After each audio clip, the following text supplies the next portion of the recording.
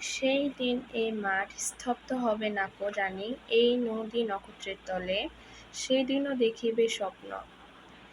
এখানে এটা বলতে বোঝানো হয়েছে, সেই দিন এই মাঠ কবিতায় প্রকৃতির চিরকালীন সৌন্দর্যের মধ্যে সভ্যতার ধ্বংস ও বিনির্মাণের বিষয়টি প্রতিফলিত হয়েছে। সভ্যতার বিচিত্র বিবর্তনের মতো আপন রূপ, রস, গন্ধ নিয়ে প্রকৃতি টিকে থাকে। পৃথিবীতে প্রাণের যে প্রবাহ, ঘটনার যে নিয়ত আবর্তন, তা চিরন্তন। অসীম শূন্যতার নিচে প্রাণের উৎসব কখনো থামবে না, শেষ হবে না ঘটনার পরম্পরা। সৃষ্টি আর ধ্বংসের খেলা পৃথিবীতে যেমন চলছে তেমনি চলবে। পৃথিবীর বুকে সোনার স্বপ্নের মাঠ চিরন্তন, এর কোনো শেষ নেই। আমি চলে যাব বলে চালতা ফুল কি আর ভিজবে না শিশিরের জলে, নরম গন্ধের ঢেউয়ে। এটা বলতে বোঝানো হয়েছে, কবি মৃত্যুর মধ্য দিয়ে এই পৃথিবী ছেড়ে চলে গেলেও প্রকৃতির নিয়মের কোনো পরিবর্তন হবে না, তিনি থাকবেন না বলে চালতা ফুলের শিশিরের জলে ভেজা বন্ধ হবে না তার নরম গন্ধ ছড়া। প্রকৃতির সবকিছুই আগের মতো থাকবে, এই অনুভব কবিকে। তারপর লক্ষ্মী পেঁচা গান গাবে নাকি তার লক্ষ্মীটির তরে, সোনার স্বপ্নের সাত পৃথিবীতে কবে আর ঝরে। এটা বলতে বোঝানো হয়েছে যে, কবি জানেন পৃথিবীতে মানব কল্যাণের বাণী বা কল্যাণ কর্ম কোনো কিছুই বিলীন হয় না।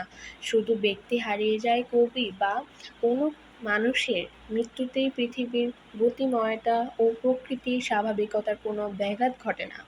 তিনি না থাকলে লক্ষ্মী পেঁচার মঙ্গলকর গান বন্ধ হবে না, পৃথিবীর সবকিছু স্বাভাবিকভাবেই চলবে। এরপর হচ্ছে, চারদিকে শান্ত বাতি, ভিজে গন্ধ, নিত্য কলরব, খেয়া নৌকাগুলো এসে লেগেছে চরের খুব কাছে।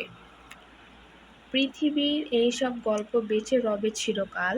এটার মানে হচ্ছে, মানুষ মরণশীল, প্রকৃতির নিয়মের সঙ্গে তার মরণের সম্পর্ক নেই। প্রকৃতি তার নিয়মেই গতিশীল, কারো মৃত্যুতে তার কিছু এসে যায় না। সেজন্যই কোনো মৃত্যুই প্রকৃতির স্বাভাবিকতায় কোনো প্রভাব ফেলতে পারে না। তাই পৃথিবীর চারদিকে প্রকৃতি শান্ত থাকে, ভিজে ফুল গন্ধ ছড়ায়, পাখি সব কলরব করে, খেয়া নৌকা এসে ঘাটে লাগে, নদীর তীরে চরের কাছাকাছি, পৃথিবীর এসব ঘটনা চিরন্তন। কখনো তা হারায় না, বরং হারানোর সব গল্পকে ধরে রাখে। তারপর এসিরিয়া ধুলো আজ বেবিলন ছাই হয়ে আছে। এটার অর্থ হচ্ছে, পুরনো সভ্যতা ধ্বংস হয়, নতুন সভ্যতা গড়ে ওঠে। এসিরীয় সভ্যতার বিলুপ্তি হয়েছে, নতুন আরেক সভ্যতা গড়ে উঠেছে। একসময় রাজ্য প্রশাসন, স্থাপত্য শিল্প, ভাস্কর্য আর কলা শিল্পে পৃথিবীর অদ্বিতীয় হিসেবে চিহ্নিত ছিল এসিরিয়া সভ্যতা, কিন্তু তা আজ আর নেই।